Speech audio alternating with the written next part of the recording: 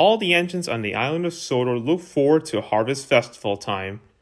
But most of all, they look forward to Sir Topham Hatt's Harvest Firework Display. Sir Topham Hatt came to see Thomas and James. James was overjoyed. Thomas wasn't happy at all. Thomas pouted. James steamed proudly across the countryside. He hummed happily to himself.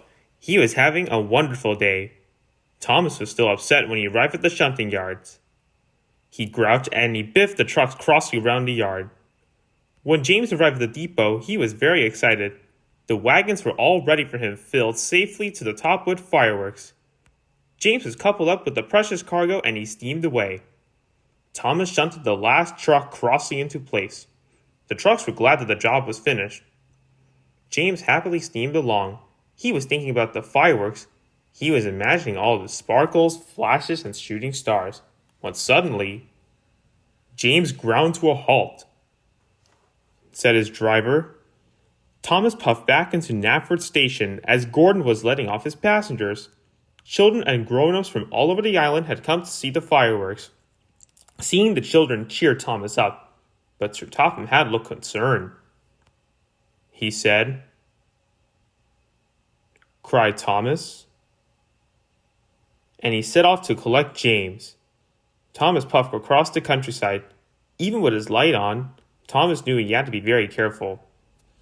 Thomas found James broken down on the track. Teased Thomas. James was upset, but when Thomas got behind James, he couldn't see ahead. Said Thomas, but James was cross. He pouted. Puffed Thomas. James didn't want the children to be sad, so he agreed to look out for Thomas, and they set off together. When the track was straight and clear, James called out, and Thomas did.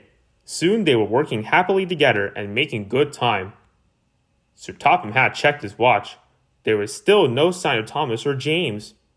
He thought. Even Gordon was worried. Said Sir Topham Hatt. So the disappointed children started to board the coaches. At last they could see the signal lights. The signal had turned red. Thomas and James stopped.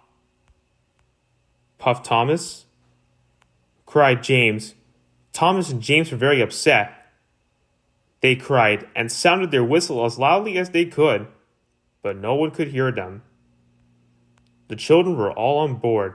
Gordon was ready to depart. Then Thomas had a bright idea. He told his driver. So his driver carefully lit a rocket. He stood well back as it whooshed into the sky. The rocket burst into stars, cried Sir Topham Hatt. He said. The junction signal turned to green, and Thomas and James were soon on their way. James and Thomas were soon at the station. The children cheered, cried James happily. Agreed Thomas. Said Sir Topham Hatt. That night, Thomas and James watched the fireworks together. Said James proudly. Puffed Thomas.